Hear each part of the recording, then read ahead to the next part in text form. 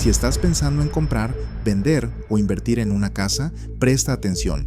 El mercado inmobiliario de Estados Unidos acaba de entrar en una zona de peligro. Hoy hay un 37% más de vendedores que compradores.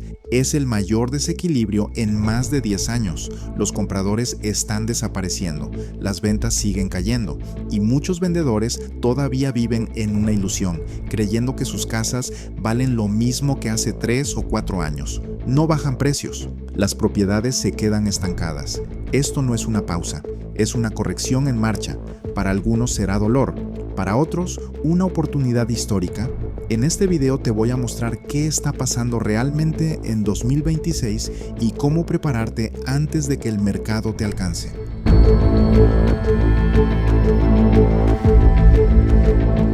Redfin acaba de publicar información muy importante sobre el mercado de viviendas en Estados Unidos rumbo al año 2026.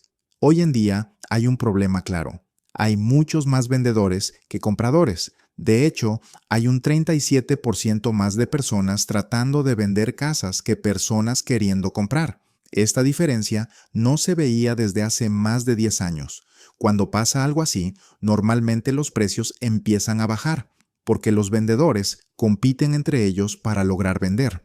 Para el año 2026, todo indica que habrá más presión a la baja en los precios, sobre todo en zonas donde hay muchas casas disponibles y poca demanda. Los datos muestran que la cantidad de compradores activos ha caído mucho. Actualmente, solo alrededor de 1.4 millones de personas están buscando casa en plataformas inmobiliarias. Este es el nivel más bajo registrado.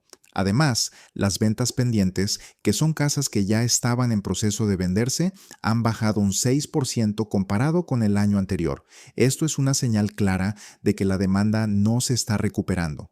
Este es el contexto con el que el mercado inmobiliario entra en 2026. Lo más preocupante es que muchos vendedores todavía no se han dado cuenta de esta realidad. Muchos creen que el mercado sigue fuerte y ponen sus casas a precios parecidos a los de hace 3 o 4 años. Se niegan a bajar el precio. Como resultado, las casas pasan meses en venta, a veces incluso más de un año, sin venderse. Cada vez es más común ver casas que primero se intentan alquilar y luego vender, o casas que entran y salen del mercado sin éxito. Un ejemplo típico es el de propiedades compradas en pleno auge del mercado, alrededor del año 2023. Muchas de estas casas se compraron muy caras y ahora los dueños intentan venderlas aún más caras, aunque el mercado ya cambió. Primero intentan alquilarlas a precios altos, luego bajan un poco la renta, después intentan venderlas a un precio elevado, luego bajan el precio y más tarde lo vuelven a subir. Todo esto muestra confusión y negación por parte del vendedor. A finales de 2025 ocurrió algo importante. Muchos vendedores retiraron sus casas del mercado. En lugar de bajar el precio lo suficiente para vender, simplemente dejaron de intentar vender. Esto se conoce como delistings, que significa sacar la casa del mercado sin venderla. Al mismo tiempo, aumentó el número de casas que se consideran de baja calidad para la venta, especialmente en ciudades como Miami, Denver y Houston. En muchas zonas nuevas se ve un problema común. Hay construcciones modernas, edificios nuevos y casas recién hechas, pero no hay una comunidad sólida de personas que hayan vivido ahí por muchos años. Son barrios con mucha construcción reciente, pero sin identidad clara. Este tipo de zonas suele ser más vulnerable cuando llega una recesión económica. Todo esto ha provocado un gran aumento del inventario, es decir, muchas casas disponibles y pocas personas interesadas en comprarlas. Algunos pronósticos ya anticipan caídas de precios en estas áreas. Ahora bien, se habló mucho de los compradores, pero surge una pregunta importante. ¿Qué pasará con los vendedores? ¿Habrá más personas obligadas a vender? ¿Aceptarán precios más bajos? Para entender esto, hay que hablar de algo llamado el bloqueo hipotecario. Durante la pandemia, millones de personas compraron o refinanciaron sus casas con tasas hipotecarias muy bajas, muchas veces del 3% o menos. Gracias a eso, sus pagos mensuales son muy bajos, en algunos casos alrededor de $1,200 a $1,400 al mes. Con pagos tan bajos, muchas personas no quieren vender, porque comprar o alquilar otra casa hoy sería mucho más caro. Durante la pandemia, casi nadie tenía hipotecas con tasas altas, solo alrededor del 7% de los propietarios pagaban tasas del 6% o más, pero eso ya cambió. En los últimos 3 años, muchas personas compraron casas con tasas altas. Hoy, más del 21% de los propietarios tienen hipotecas del 6% o más. Este número ya es mayor que el de personas con tasas por debajo del 3%. Al mismo tiempo, el grupo de personas con tasas muy bajas ha empezado a disminuir, ya sea porque venden, refinancian o sacan dinero de su casa. Esto es importante porque las tasas altas significan pagos más altos. Cuando el pago de la hipoteca se acerca o supera el costo de alquilar, muchas personas empiezan a pensar en vender. Por eso, en los próximos años es probable que más propietarios entren al mercado como vendedores, aumentando aún más la oferta de casas. Aquí se puede ver un cartel de "Se vende". Los precios muestran que los estudios comienzan alrededor de $199,000. Los condominios de una habitación cuestan cerca de $259,000 y los de 2 habitaciones alrededor de $367,000. Este edificio antes funcionaba como apartamentos de renta. Con el tiempo fue convertido en condominios, es decir, cada unidad ahora se vende por separado. Al revisar las opciones disponibles, algunas unidades se ven modernas y atractivas, pero también muy pequeñas. Por ejemplo, hay estudios de alrededor de 350 pies cuadrados por casi $200,000. Antes de comprar un condominio, hay algo muy importante que considerar: las cuotas de la asociación de propietarios. Estas cuotas se pagan todos los meses y no se pueden evitar. En muchos edificios, las cuotas mensuales están entre $400 y $600 y con el tiempo suelen subir. En algunos casos, una cuota que hoy es de $450 al mes puede subir a $750 al mes en unos 10 años. Al mismo tiempo, el ingreso por renta no sube al mismo ritmo. Un condominio de una habitación puede rentarse por $1,900 o $2,000, lo cual deja poco margen después de pagar la hipoteca, la cuota y otros gastos. Ese es uno de los grandes problemas de los condominios hoy en día. Hay poca demanda, hay mucha oferta. Las cuotas mensuales siguen subiendo y muchos compradores no pueden pagar todo eso. Por eso, los precios pueden seguir bajando. En algunos lugares, los precios de los condominios ya han caído entre 40 y 50%. Incluso se ha visto que en crisis pasadas, estos mismos condominios ya habían perdido casi la mitad de su valor. Históricamente, el mercado de condominios es el primero en caer cuando hay problemas económicos. Después, lo sigue el mercado de casas unifamiliares. Los condominios y las nuevas construcciones suelen ser las primeras señales de hacia dónde va el mercado. Algunas personas creen que las casas unifamiliares en buenas zonas nunca bajan de precio, pero la realidad es que con los precios actuales casi no hay compradores. Las ventas de casas existentes y las ventas en proceso están en niveles muy bajos, similares a los de hace varias décadas. Todas estas son señales de un mercado débil: casas que no se venden, propiedades en venta y renta al mismo tiempo, precios de condominios bajando, nuevas construcciones ofreciendo descuentos. Si hubiera más vendedores aceptando la realidad del mercado, los precios se ajustarían más rápido y los compradores regresarían. El año 2026 apunta a ser un año donde estos ajustes continúen. Actualmente, los precios ya están bajando en aproximadamente la mitad del país. En algunas ciudades, las caídas han sido de 2 dígitos en poco tiempo. Por ejemplo, hay zonas donde los precios han bajado alrededor de 25% en 3 años. La gran pregunta es, ¿qué va a pasar en tu ciudad y en tu vecindario? Porque todo indica que el mercado inmobiliario todavía no ha terminado de ajustarse. Si ya tienes tu casa propia, puedes invertir en bienes raíces. E invertir en bienes raíces es bueno. Pero tienes que saber a qué es lo que te vas a meter, porque si te metes pensando que es bueno y que es la mejor opción, entonces podrías perder muchísimo dinero, y de eso se trata este video. En este video vamos a estar hablando acerca de la diferencia de invertir en una casa y la diferencia de invertir en otro vehículo financiero. Invertir en casas no es la única opción, entonces vamos a estar viendo nosotros la diferencia, pero ya vimos entonces en resumen cómo Orlando Orlando viene de caída, Sarasota, Florida viene de caída, Georgia viene de caída, Dallas, Texas viene de caída, Houston, Texas viene de caída, San Antonio, Texas está en picada, Phoenix, Arizona está enclavado y San Francisco se dio un clavadazo que los que compraron aquí, pues pobrecitos de ellos porque están ahorita sufriendo las consecuencias. Ahora, vámonos rápido al tema. ¿Qué es lo que vamos a hacer ahorita? Bueno, para todos aquellos que estaban pensando invertir en bienes raíces y que estabas a punto de hacerlo, tienes que ver este video. ¿Por qué? Porque a lo mejor en muchas de las ciudades que acabamos de mencionar no es una buena idea ahorita invertir. ¿Por qué? Porque a lo mejor el pago de la casa te va a salir más caro que lo que vas a recibir de renta. Y si eso sucede, entonces vas a tener que estar invirtiéndole dinero mensualmente a la casa y no vas a ver ninguna ganancia por muchos años. Ahora, no estoy diciendo, aquí no estamos anunciando que todo el país está en colapso. No, no, no. Eso normalmente solamente sucede cuando hay un colapso nacional, pero las ciudades que acabo de mencionar son unas de las ciudades del sur que están en colapsos. Hay muchas ciudades que están avanzando, Boston, Massachusetts, Nueva York está avanzando, Chicago está subiendo de precios, Los Ángeles, California están subiendo de precios, San Diego, obviamente. Entonces hay muchas ciudades que están subiendo de precio, no todo está en colapso, pero las que acabo de mencionar son un ejemplo. Ahora, vamos a ver una comparación de un ahorro con interés compuesto a invertir una casa.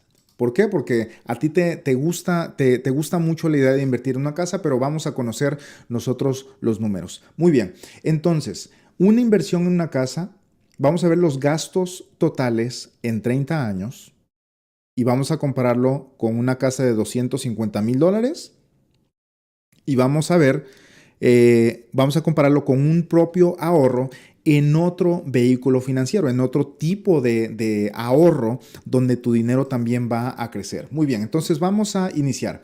¿Qué es lo que sucede? Si tú quieres comprar una casa de $250,000, entonces necesitas aproximadamente un 20% de enganche, que vienen siendo $50,000. Ahora, esos $50,000 no tan solo necesitas tú $50,000, sino que también tenemos aquí la columna del tiempo, el tiempo que tú le inviertes a este negocio. ¿Por qué? Porque es un negocio. Esto no es comprar una casa, y ponme atención en esto. Comprar una casa para rentarla no es una inversión. Bueno, si lo quieres ver así, puedes decir que es una inversión, pero no, simplemente estás poniéndote a trabajar con tu dinero. Una inversión es un lugar donde tú vas, depositas el dinero, te volteas y te olvidas de eso. Esa es una inversión que crece solito. Pero cuando tú le metes el dinero y tú te pones a trabajar con ese dinero, entonces tú estás trabajando tu dinero. Pero pues se oye muy comúnmente, decimos vamos a invertir en bienes raíces, pero simplemente te pones tú a trabajar con tu dinero. Y vamos a ver qué es lo que sucede cuando tú compras una casa para rentar. Bueno, aquí tenemos el enganche 20%, que son $50,000 de una casa de 250,000, y le vas a invertir unas 60 horas en todo, desde que te pones a ver casas, desde que las andas viendo, desde que andas hablando con el realtor, los contratos, que la inspección, que todo eso. Te vas a llevar unas 60 horas para comprar esa casa. Muy bien.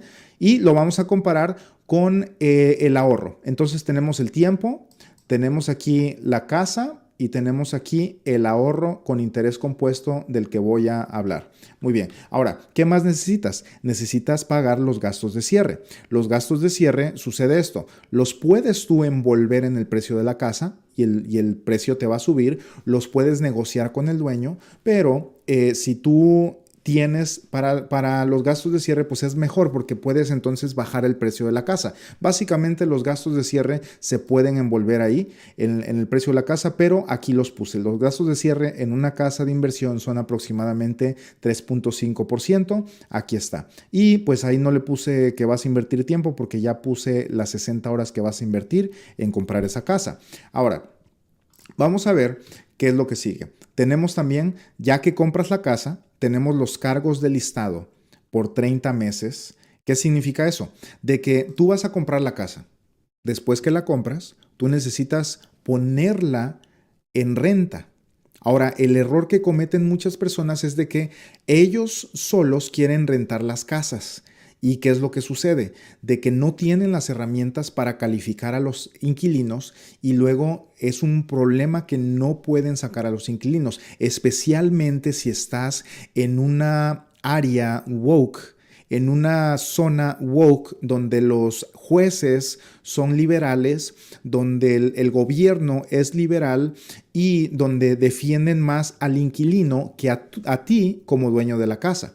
Entonces, normalmente tú comprarías la casa y se la darías a un realtor o a una compañía que maneja casas de renta para que ellos la pongan en renta y te consigan un buen inquilino. Y eso sería la manera más segura de hacerlo. Ahora, para hacer eso, pues tienes que pagar aproximadamente en los 30 años, vamos a hacer cuentas por 30 años. En los 30 años tienes que pagar aproximadamente 30 meses de listado. O sea que ellos te van a cobrar el primer mes y normalmente vas a tener un inquilino cada año y, o sea, unos van a durar a lo mejor 2 años, 3 años, pero otros nada más van a durar 6 meses. Y más aparte, ahorita vamos a ver los problemas que normalmente hay en promedio. Ahora, vamos a ver qué es lo que sigue. Meses no rentado. Entonces, a ver, aquí en los cargos del listado te vas a gastar aproximadamente 180 horas. ¿Por qué? Porque tú tienes que ir a limpiar la casa. El realtor no va a ir a limpiar la casa. El realtor, si algo está mal con la casa, no lo va a ir a hacer. Él no va a ir a cortar el pasto. Ellos solamente van a publicar la casa para venderla. Y tú tienes que invertirle como unas 180 horas en los 30 años. Invertirle como unas 180 horas en el mantenimiento, cortar el pasto, limpiarla y todo eso que no estoy poniendo esos gastos aquí. En total, en 30 años, tú te vas a gastar aproximadamente $60,000 en pagarle al realtor para que la ponga en renta 30 veces en los 30 años y te vas a gastar aproximadamente 180 horas en que esto suceda. Muy bien. Ahora, después de eso, tenemos nosotros los meses no rentados, que son aproximadamente unos 45 meses. Cuando tu realtor pone la casa en renta para conseguir un inquilino, normalmente va a estar un mes y medio mínimo. Mes y medio va a estar en el mercado. O sea que la pones el primero del mes y de ahí en lo que el inquilino, en lo que vienen las aplicaciones y llega todo, el inquilino ya va a mudarse a la casa hasta el próximo mes como a mitad de mes. O si no, pueden ser hasta 2 meses. Entonces, todo ese tiempo muerto tienes que contarlo. No puedes tú pensar que vas a invertir en una casa y que va a estar el 100% del tiempo rentada. Eso no existe.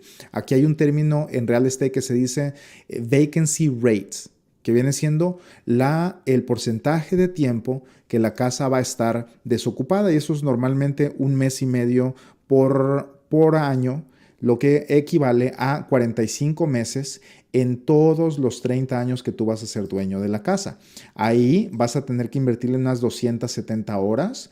¿Por qué? Porque tienes que ir a cortar el pasto, tienes que ir a arreglar la casa, tienes que ir a limpiarla, tienes que, no sé, que alguien quebró una ventana y que se metió un gato ahí, y que hay un animal muerto y que todas esas cosas suceden. Y en los 30 años vas a gastar aproximadamente $90,000 en eso. ¿Por qué? Porque esos meses tú sabes, adivina quién va a dar el pago de la casa. Tú vas a dar el pago de la casa cuando esos inquilinos no estén ocupando la casa y van a ser aproximadamente 45 meses en todos los 30 años. Más aparte, vas a pagarle al realtor el primer mes, ya que el inquilino pague su primer mes. Entonces, ahí ya van todas estas cifras incluidas aquí. Muy bien. Ahora, ¿qué es lo próximo? Bueno, tienes que los meses no rentados, que son aproximadamente 45 meses por los 30 años, tienes que pagar luz, agua, internet en los meses caídos, que son aproximadamente $150 por mes. Eso lo multiplicamos por 45 meses y estamos hablando de que son aproximadamente $6,750. Y eso tú lo tienes que pagar. Y esto es lo que muchas veces no te comentan cuando quieres comprar una casa de inversión. Ahora, ¿por qué lo tienes que pagar? Bueno, ahora en día las cosas están más aceleradas. No basta solamente con tener el agua y la luz prendida.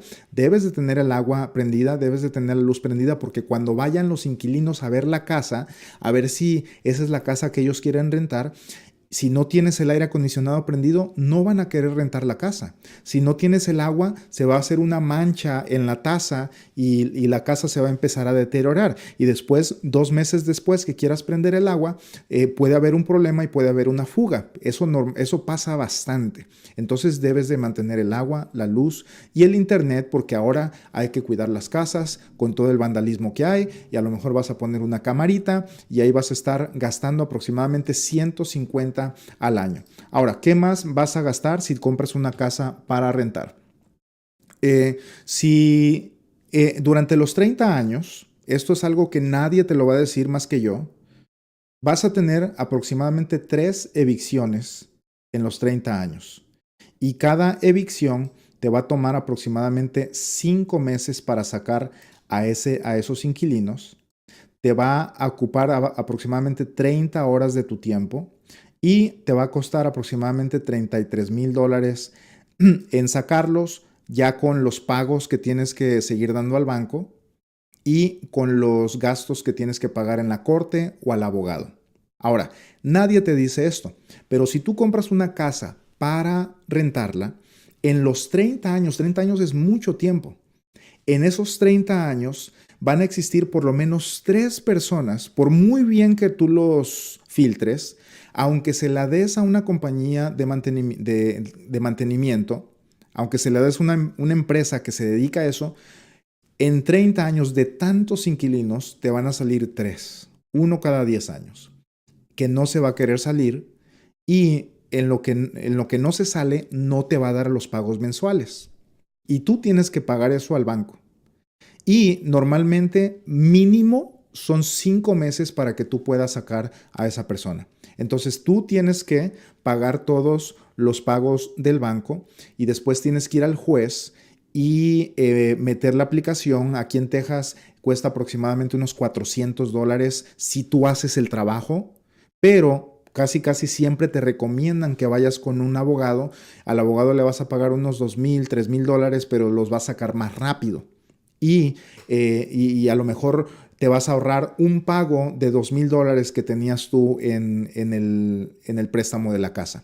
Entonces, esto va a suceder por muy bueno que seas. No lo podemos evitar, son estadísticas simplemente.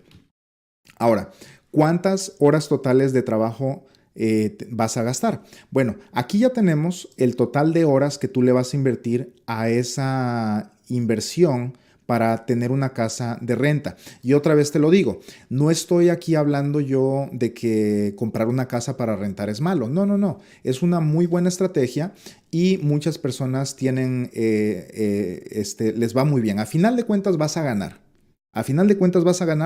Pero no vas a ganar lo que tú pensabas, sino tienes que considerar todos estos números. Muy bien. Entonces, ¿qué quiere decir todas estas horas que tú vas a invertir? Significa que si tú ganas aproximadamente 30 la hora y en tu trabajo, entonces entre todas las horas son como unas 540 horas que le vas a invertir, lo multiplicas por 30 y tú estás trabajando aproximadamente $16,000 por esa inversión que tú tienes. O sea que tú debes de considerar tu tiempo, porque tu tiempo es valioso, tú vales dinero. Por eso cuando vas a trabajar, te pagan por hora y te dan un sueldo. Ahora, lo que muchas veces sucede es de que tú dices, voy a invertir en una casa y le metes muchísimas horas y tú nunca cuentas esas horas como horas de trabajo, pero tienes que contarlas, porque a lo mejor te conviene mejor meter overtime, mejor quedarte a trabajar o agarrarte un segundo trabajo, que estar invirtiéndola aquí, porque aquí a lo mejor vas a estar en pérdidas los primeros años y tienes que considerar todo esto. Entonces, aquí tenemos los números desde el enganche, los gastos de cierre, los cargos de listado, los meses no rentados, la luz, el agua, el internet en los meses caídos, las 3 evicciones que te van a suceder en los 30 años y las horas totales de trabajo. Después de eso, pues vamos a sacar el total y son 540 horas trabajadas que tú tuviste que andar trabajando. ¿Por qué? Porque tú no vas a mandar a alguien a que limpie la casa, te va a salir carísimo. No vas a andar mandando gente que te vaya a cortar el pasto, porque te va a salir mucho más caro y el número de la derecha va a empezar a aumentar más y más. Ese número sube si tú le sigues aumentando y fíjate que no estoy considerando reparaciones. Aquí Dios no lo quiera, un aire acondicionado, ese normalmente, no lo estoy poniendo aquí, pero normalmente un aire acondicionado lo tienes que reemplazar cada 10 años. Y ahorita te va a salir en $8,000, en 10 años te va a salir en 15 y en 20 años te va a salir en a lo mejor $20,000 cambiar un aire acondicionado. Y son gastos que tú tienes que ir previniendo. ¿Qué tal si viene una granizada o si viene un viento, te tumba te tumba el techo? Tienes tú que arreglar eso y pagar el deducible y hablarle al seguro y son más horas de trabajo y más dinero que tienes que invertir. Ahora, hasta ahí vamos bien. Entonces, en total, ya tomando en cuenta el enganche y todo esto, llevamos nosotros gastados $264,700 que salió de nuestro bolsillo. Todo esto ha salido de nuestro bolsillo. Y ahora, ¿qué es lo que sucede normalmente? Que el que te está vendiendo la casa, el realtor o el que te está invitando a invertir y a rentar casas, pues no te lo está comentando porque nadie piensa al futuro. Lo único que estamos viendo ahorita es cuánto está el pago y en cuánto la voy a rentar. Pero todos los demás gastos nadie te los está diciendo. Entonces tienes que considerarlos. Ya cuando en los 30 años, con una casa de 250,000, te va a salir, tú vas a desembolsar de tu bolsa aproximadamente 264,000. Eso es lo que va a salir de tu bolsa. Y lo que paga el inquilino, entonces ya eso es para pagar los otros meses de renta y para pagar las reparaciones. Porque algunos dicen, no, es que cada año le voy a subir la renta al inquilino. Bueno, lo único que puede subirle es el grado de inflación, como va el mercado, que es aproximadamente 3.5%. Eso es en promedio lo que tú puedes subirle de renta a los inquilinos. De otra manera, entonces si les cobras mucho, se te van a ir. Y con un inquilino que se te vaya, mira, se va a crear otro problema porque vas a perder 1 mes, 2 meses en lo que la rentas otra vez. Entonces, realísticamente, una casa para rentar, esto es lo que vas a desembolsar de tu cuenta de banco, de tu trabajo. Esto es lo que vas a desembolsar realísticamente. Ahora, vamos a ver qué es lo que podrías tú hacer con esos $264,000 en otro lugar. Y aquí es donde viene la comparación. Mira, tenemos la comparación de una inversión en una casa y tenemos la comparación con un ahorro propio en otro lugar. Pues vamos a ver cómo funcionaría cada una de las dos. Vamos a irnos uno por uno. La inversión inicial. Bueno, aquí tenemos la inversión inicial. Y vamos también, algo que necesitamos muy importante es la edad. La edad de la persona. Vamos a suponer que tienes 35 años y apenas estás lleno de vida, tienes niños chiquitos, tienes a tu esposa, ya vives en tu propia casa y tú tienes un buen trabajo y dices, quiero invertir en bienes raíces. Entonces, vamos a darle y vamos a ver cuál es la diferencia. Entonces, la inversión inicial. Ya vimos que la inversión inicial para comprar una casa tienes que poner lo que es el enganche y lo que son los gastos de cierre, que son aproximadamente $58,000. Ahora, cuando haces un ahorro propio en un vehículo financiero como este que te estoy presentando aquí, no necesitas tanto. Con $36,000 nos van a dar los mismos números al final de los 30 años. Entonces, el objetivo aquí es ya vimos que a una casa de 250,000 vas a desembolsar aproximadamente 264,000. ¿Qué pasaría si esos 264,000 que desembolsaste allá los pones aquí en un ahorro donde no tienes que hacer nada? Simplemente iniciarlo y solito cada mes te van deduciendo ese ahorro y va acumulándose y creciendo y acumulándose y te da un montón de otros beneficios. Te voy a explicar cómo funciona esto. Entonces, vamos a suponer que el mismo dinero de la casa lo vamos a poner acá. Ok, entonces, ¿cómo se ve esto? Mira, aquí se ve, está la pantalla de la ilustración de una póliza, de un ahorro como este que te estoy diciendo, y ponemos ahí los $36,000 el primer año. ¿Ok? Ahora, después de eso, queremos saber qué protección hay si algo te pasa. ¿Qué significa esto? Bueno, ¿qué pasa si falleces? Porque tenemos que hablar de eso. ¿Qué pasa si compras la casa de inversión y a la semana te da un ataque al corazón porque tu realtor no te dijo que ibas a gastar un montón de dinero en otras cosas y falleces? ¿Qué es lo que pasa con tu familia? Bueno, ellos los vas a dejar en un problemón porque ellos no saben cómo manejar la casa y es muy probable que dejen la casa perder. Y de aquí es donde salen todos los foreclosures. La mayoría de los foreclosures son padres que, no la mayoría, pero muchos de los foreclosures son padres que fallecieron y sus hijos no sabían qué hacer con las propiedades o no les importaba. Tú estás muy emocionado por comprar una casa para rentar, pero pregúntale a tu hijo si está emocionado. A él no le importa, él lo único que quiere estar es jugando videojuegos ahorita. O tu hija a lo mejor está en el TikTok y emocionada con otras cosas. Y tú eres el único emocionado y tu esposa también está así como, ay, este José otra vez ahí anda con sus inversiones. Y tú eres el único que te interesa. Entonces, ¿qué pasa si falleces? Es muy probable que tu familia va a echar a perder esa inversión porque no la van a poder manejar. Y si no la pueden manejar, pueden perder todo. Pueden básicamente echar a perder esos 58,000 que tú ya habías invertido. Ahora, ¿qué pasa aquí en el ahorro propio?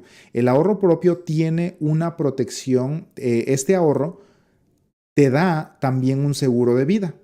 O sea que tú empiezas a ahorrar y aquí tengo el ejemplo de 36,000 para compararlo con los mismos números de una casa.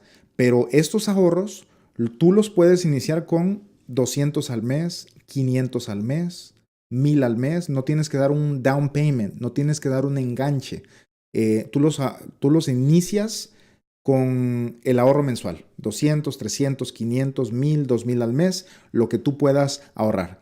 Y inmediatamente, desde ese mismo día que te sacan el primer ahorro, ahí ya te dan también un seguro de vida, que si falleces o algo, en este ejemplo de aquí, con un hombre de 35 años que empieza a hacer la misma inversión acá, le darían $635,000 a la familia. ¿Y qué te parecería esto?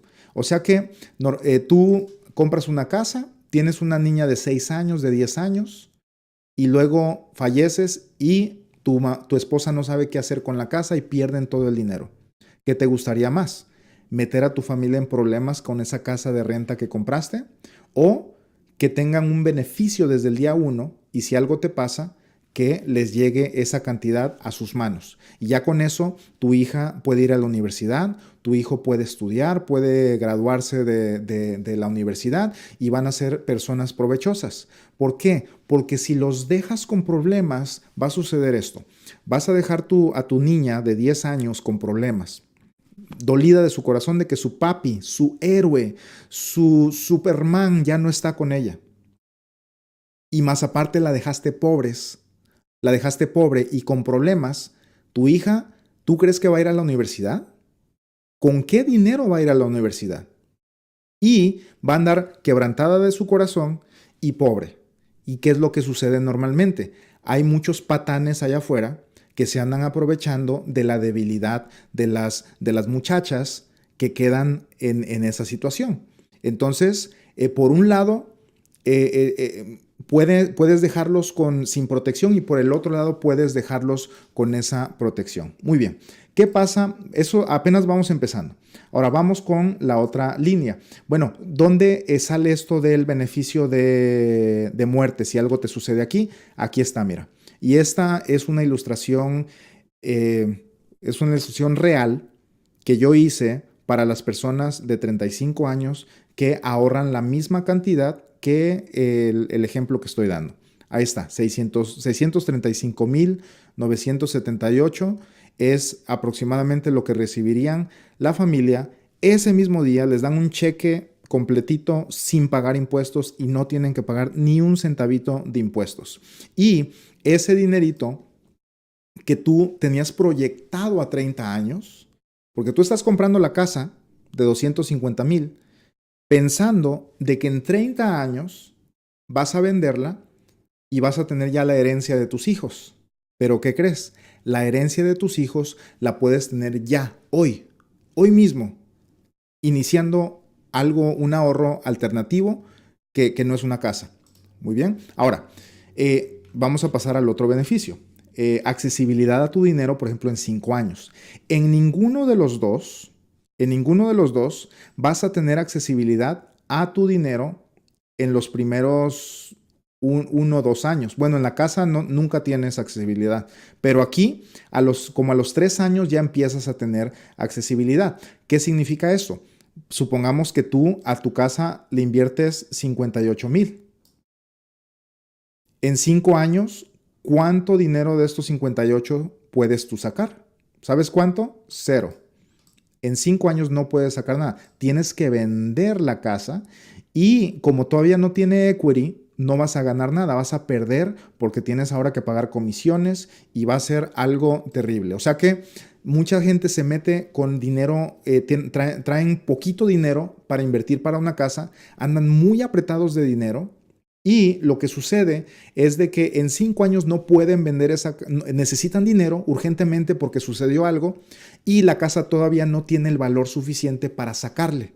Entonces venden en pérdida y ahí es donde también vienen subastas del banco y casas de foreclosure. Ahora, en 5 años, ¿qué accesibilidad tienes tú si tienes una casa? 0. Si quieres dinero, tienes que vender. Y aquí, en el ejemplo de esta persona de 35 años que ahorra una cantidad similar, vamos a ver cuánto tenemos aquí. Aquí tenemos $61,000 que tú puedes acceder sin pagar impuestos. Tú simplemente llamas y a los 2 días te depositan hasta el 90% de esto. Es hasta el 90% de esto porque si sacas el 100%, entonces se cancela la póliza. Ahí está. Se cancela el ahorro. Muy bien. Ahora, después de esto, ¿cuál es el otro beneficio? Bueno, la protección contra enfermedades. Si te enfermas, o sea, hay varios tipos de enfermedades. Están las enfermedades terminales. Eso significa que el doctor te da 12 meses de vida y ya te da un diagnóstico de que vas a fallecer. Enfermedades críticas y enfermedades crónicas también. Entonces, si tú tienes una casa y te enfermas, ¿qué es lo que va a pasar? Bueno, vas a meter en problemas a tu familia. Y no puedes sacarle nada a la casa. No puedes tú ir a arrancarle una puerta y vender la casa en pedacitos. No puedes hacer eso. Pero aquí, con esta póliza, con este ahorro, tú tienes un beneficio de enfermedades. Imagínate, ya tenemos el beneficio de la herencia de tus hijos. Aquí está. El beneficio de que tú te conviertes en tu propio banco y puedes sacar dinero cuando tú quieras.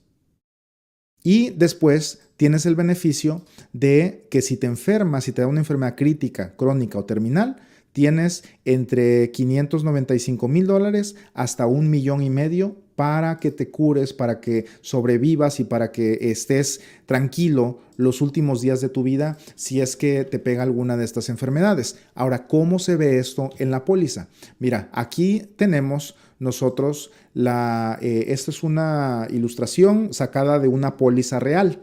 Y aquí tenemos los beneficios de enfermedades terminales, crónicas y críticas.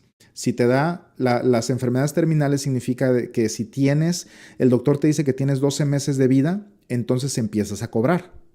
Si tienes una enfermedad crónica como artritis, diabetes, que se empieza a empeorar y no puedes hacer dos de las actividades diarias que viene siendo, que incluyen no puedes bañarte, no puedes tener continencia, o sea, usas pañal, no puedes vestirte, no puedes comer, no puedes ir a la taza, no puedes transferirte. Si cualquiera de esas dos, que tengas dos de esas, entonces empiezas a cobrar. Pero si te da una enfermedad crítica como SIDA, como anemia, te quedas ciego o te da cáncer o te da cualquiera de estas enfermedades, ataque al corazón, una parálisis, una embolia, te da cualquiera de estas enfermedades, tú empiezas a cobrar. Ahora, ¿cuánto empiezas a cobrar? Bueno, si es una enfermedad crónica, aquí están los números. A los 37 años, este beneficio empieza a los 2 años después de que tú abres el ahorro. A los 37 años cobrarías hasta 154,000. A los 63 cobrarías aproximadamente 283,000. A los 90 sería aproximadamente 698,000 y te los van a distribuir de acuerdo a tu expectativa de vida, a tu esperanza de vida, o sea, cuántos años te quedan por vivir. Y el resto se lo van a dar a tu familia. El resto se lo queda tus beneficiarios, tu hija, tu hijo, por los que tanto, por las personas que tú amas, para que ellos se queden bien tranquilos sin problemas económicos. Ahora, si te pega una enfermedad crítica, entonces aquí a los 37 años, 2 años después de que abres el ahorro, te darían máximo hasta 579, a los 63 te darían hasta 1,000,000, a los 90 te darían hasta 1,500,000 y aquí te lo van a, así es como ellos te lo van a distribuir, dependiendo la expectativa, la esperanza de vida, y el resto se lo dan a tu familia para que tu hija termine la universidad y pueda hacer su vida y no venga un patán a querer aprovecharse de ella y a querer aprovecharse de la debilidad, del dolor de que tú ya no estás. Ahora, si son enfermedades terminales, ahí están los beneficios. Una enfermedad terminal, o sea, el doctor te dice que te quedan 12 meses de vida, entonces puedes tú cobrar hasta pues toda la póliza. Básicamente puedes cobrar toda la póliza, pero si en la póliza ya acumulaste mucho dinero, como aquí, esta persona de 35, si llega a los 90 años va a tener millones. Cobra 1,500,000 y le queda 1,400,000 para su familia. Imagínate cómo puedes tú cambiar la vida de tu familia. Y este ahorro que lo estoy comparando con una casa, mira, con los dos, con la casa o con este tipo de ahorro, tú vas a dejar muy bien a tu familia. Pero imagínate, si todos tuviéramos un ahorro como estos, todos los hispanos, pasaríamos de ser la clase pobre de Estados Unidos, porque los hispanos lamentablemente somos la clase más pobre de los Estados Unidos, somos los que ganamos 20,000, 25,000, 30,000 dólares, pasaríamos de ser los más pobres a los ricos de Estados Unidos. Automáticamente, si todos los hispanos hiciéramos esto, llevaríamos a la raza hispana de la pobreza a la riqueza en una generación. En una generación podemos hacer esto, en 40 años. Una generación se mide, bueno, en la Biblia dice que una generación son 40 años, entonces así es como lo estoy midiendo. Ahora, vamos a pasar a más beneficios, porque aquí no se acaba esto. Vamos a ver qué es lo que pasaría con nuestra inversión en los 30 años. En los 30 años, nosotros en la casa, como ya te dije, vamos a invertirle de nuestro bolsillo aproximadamente 265,000 y aquí en este ahorro la misma cantidad, 265,000. ¿Por qué? Porque en este ahorro pues vamos nosotros ahorrando mensual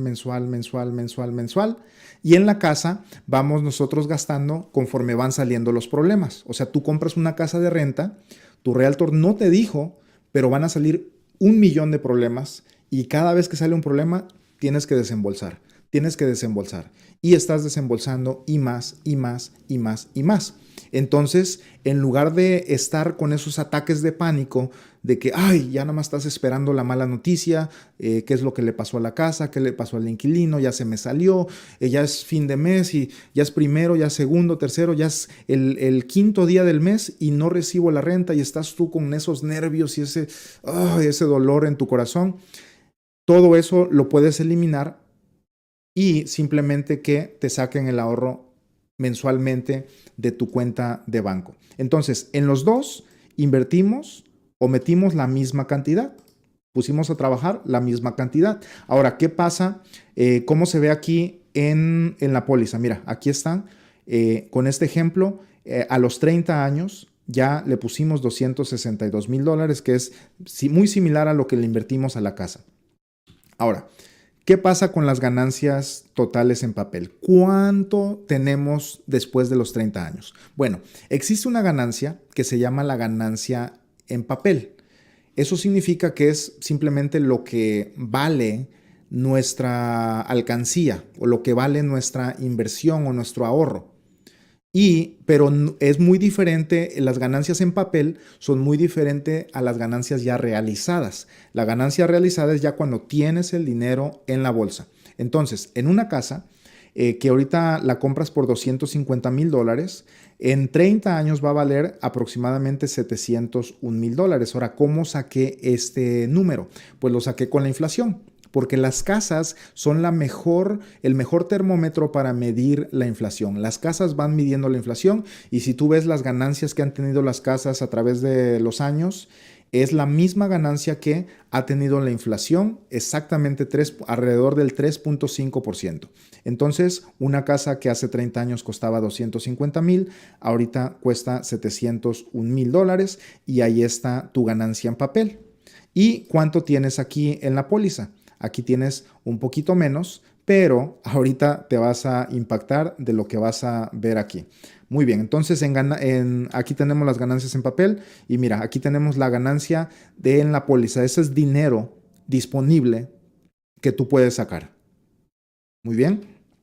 Ahora, vamos a ver cuánta accesibilidad tienes tú a los 30 años. Si tú quieres sacarle dinero a estos 701,000 en 30 años, tienes que venderla. Tienes que venderla. Tienes que venderla. Así de fácil. Ahora, mucha gente va a decir, no, es que si llegan los 30 años, sacas una línea de crédito y le sacas dinero. Pero te voy a decir algo. Si tú calificas para que te den una línea de crédito, eso quiere decir que ganas muy bien. Y si ganas muy bien, ¿para qué vas a necesitar dinero? Normalmente lo que sucede todos los días, y yo hablo con gente todos los días, normalmente lo que sucede es, llegan los 30 años y el dueño de la casa dice, necesito dinero, necesito sacarle dinero a la casa. ¿Por qué? Porque no tienen dinero, porque están necesitados de dinero. Entonces van al banco y el banco se da cuenta que no ganan lo suficiente para una línea de crédito. No tienen pruebas de ingresos. Entonces, por esa misma razón de que no tienen dinero y están necesitados, el banco no les va a prestar. Entonces, normalmente tienen que vender. Pero, ¿qué pasa aquí en la póliza, en este ahorro? En este ahorro no tienes tú que vender. Aquí puedes retirar hasta el 90% de lo que está en esta columna.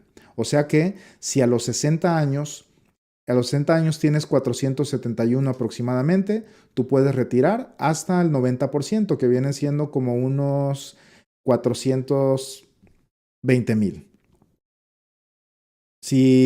Vamos a suponer que ya tienes 73 años, ya tienes 1,000,000, puedes retirar hasta $900,000. Y esto pues sigue avanzando. Muy bien, y tú lo puedes retirar y después meterlo ahí. Lo vas a sacar como un préstamo y tú simplemente sigues dando tus ahorros, aquí seguirías dando tus ahorros que son aproximadamente 6,630 al mes. Ahí está.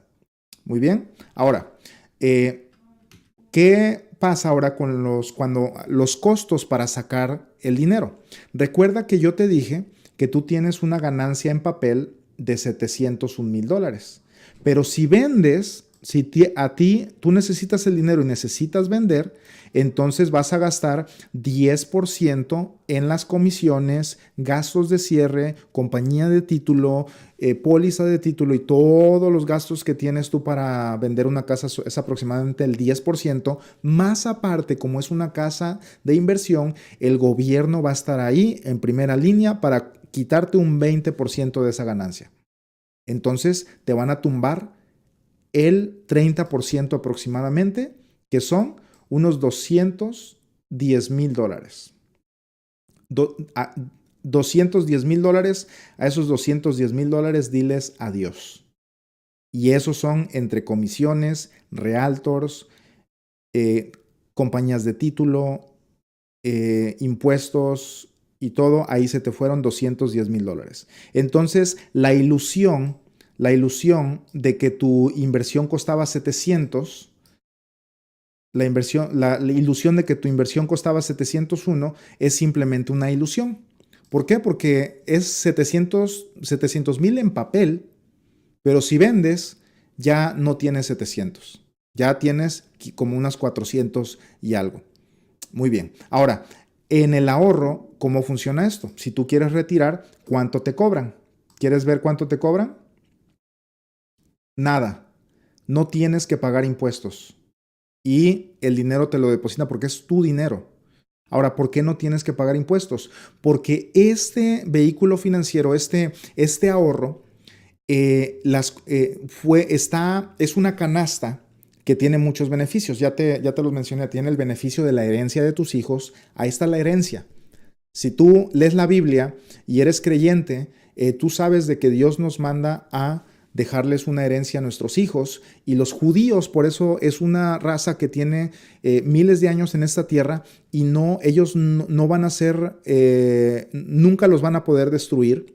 Primero, porque son el pueblo escogido de Dios, y segundo, porque la estrategia financiera de ellos hace que los hijos sean más grandes que los padres, y luego esos hijos, sus otros hijos son más grandes y más ricos y más poderosos, y ellos tienen una estrategia de dejarle una herencia más grande a sus hijos que Dios se las mandó en el Antiguo Testamento.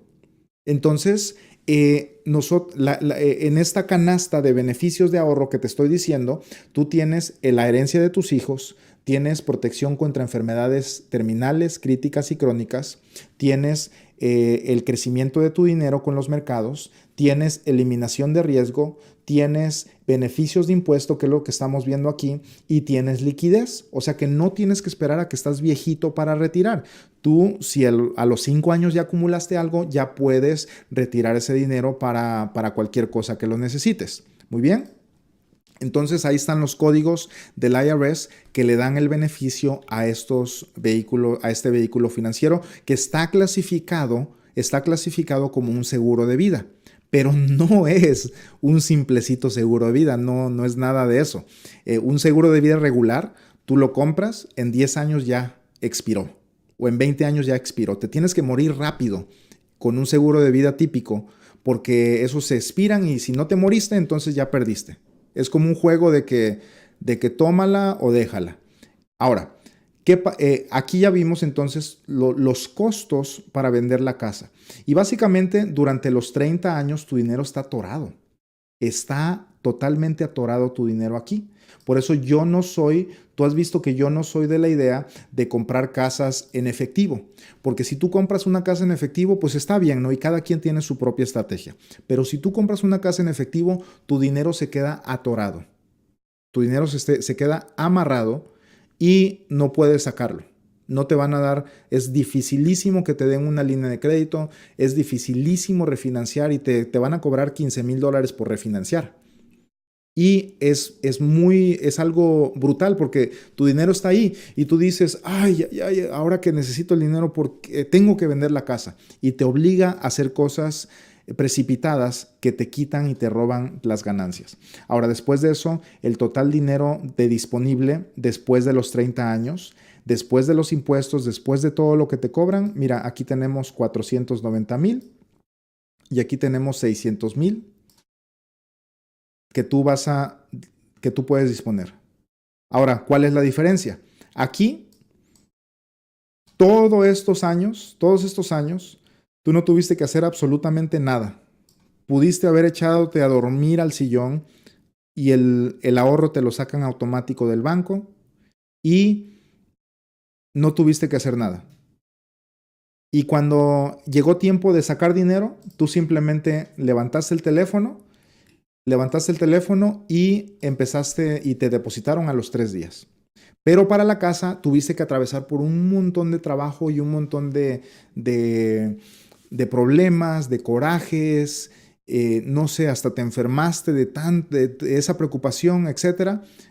Pero también tienes una ganancia, mira, $490,000.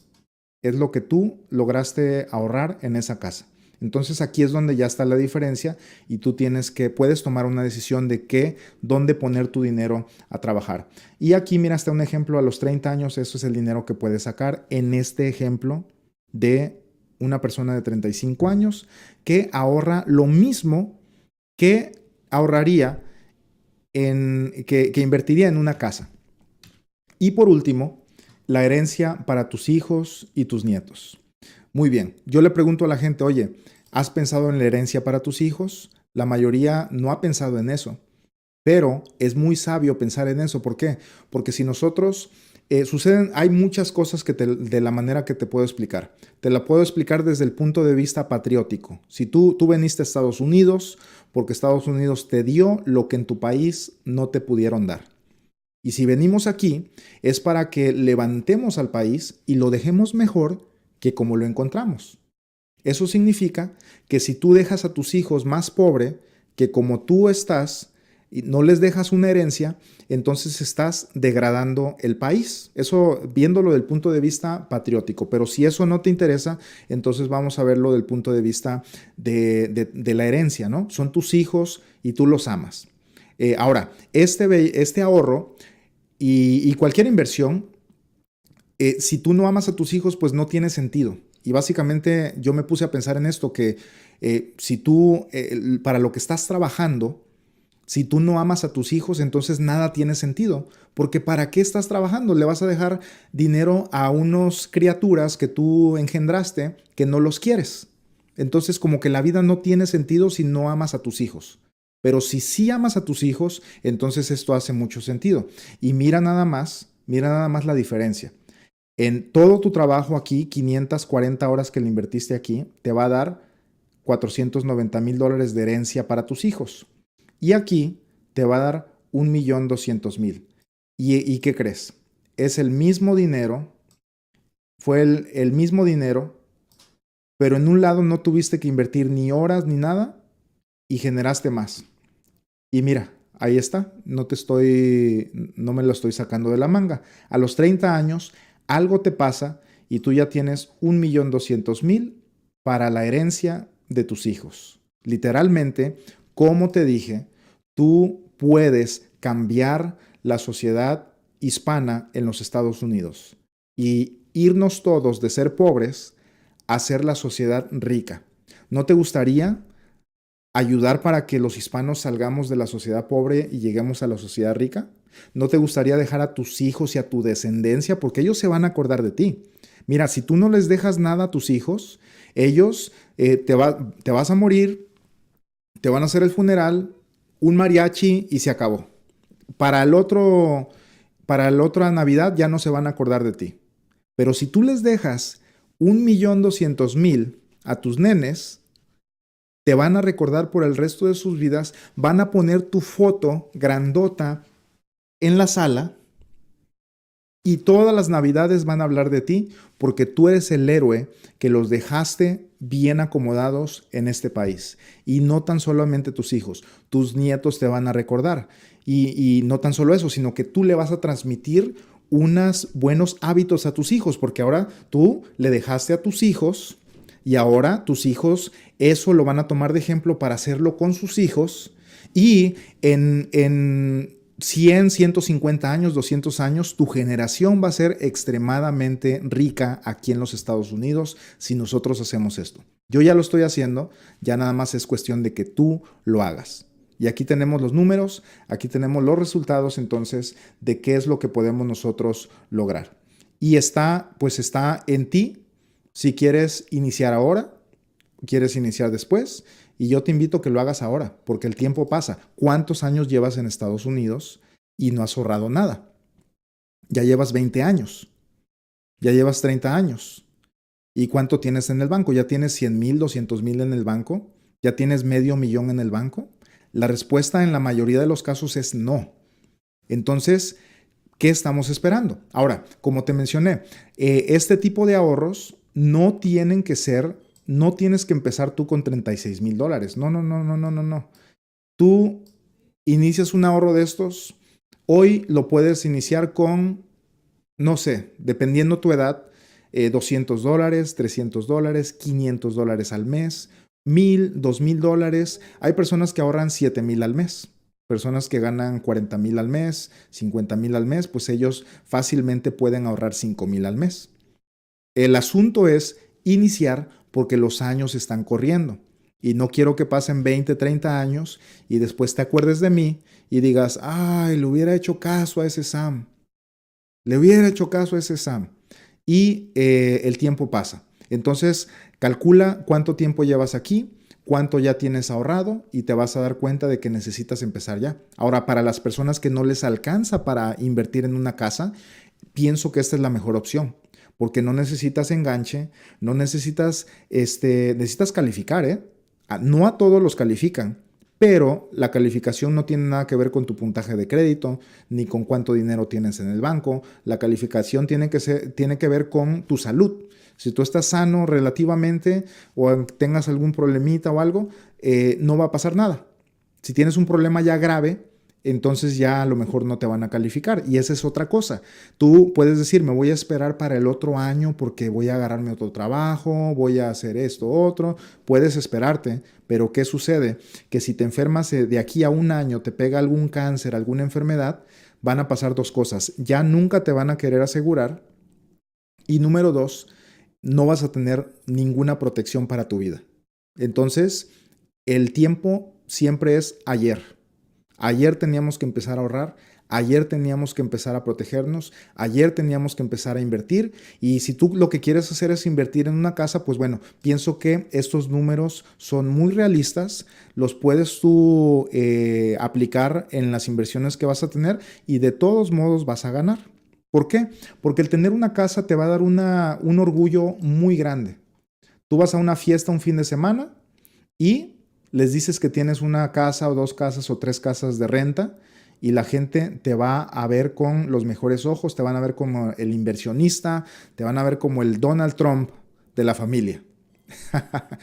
Ahora, si tienes un ahorro, pues nadie sabe qué es eso, nadie te va a hacer caso, solamente tú sabes que tienes los millones ahorrados. Entonces, esa podría ser una diferencia, el orgullo de pues presumirlo a la familia, porque sí, una persona que tiene 3, 4, 5 casas se escucha muchísimo mejor a que les digas, no, pues yo tengo un ahorrito ahí en un lugarcito. Nadie le importa un ahorrito, todos quieren ver algo físico, pero no siempre las cosas físicas es lo que nos da más. Entonces, yo te invito a que empieces ya. No dejes pasar otro día y si tú quieres empezar tu ahorro, ve a la descripción del video y de hecho aquí los que están aquí en el chat se los voy a poner aquí para que si quieren iniciar un ahorro como estos, pues lo puedan empezar. Entonces ahí lo tenemos. Pedro Barajas dice, no, Giovanni dice, me has hecho reír. Pondrán tu foto grandota. Suena hasta interesante, está bien la idea. Así es. Van a poner tu foto grandota. ¿Qué pasa si tienes 50 años? Sí se puede. Yo tengo clientes que hasta de 62 ya se ven bien los números. Y los que tienen 70, hasta estoy atendiendo a un cliente ahorita que tiene 79 años. y todavía podemos armar algo. Obviamente ya no da tiempo de hacer millones, ya no da tiempo. Si tienes, yo digo, si tienes 30, de 30 a 40, todavía podemos pegarle al millón. De 20, 30, 40, todavía podemos llegarle al millón para que dejes a tus hijos millonarios.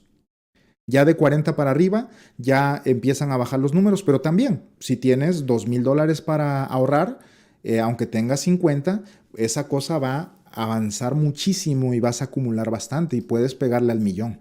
Entonces todo depende de tu edad, depende de cuánto puedes tú ahorrar. No nos dicen, nos prohíben que le llamemos inversión. Esto no es una inversión, tampoco es un simple seguro de vida. Esto es un ahorro con beneficios. Un ahorro con beneficios. Entonces, familia, muchas gracias por estar aquí. Los voy a dejar con esto y nos vemos hasta la próxima.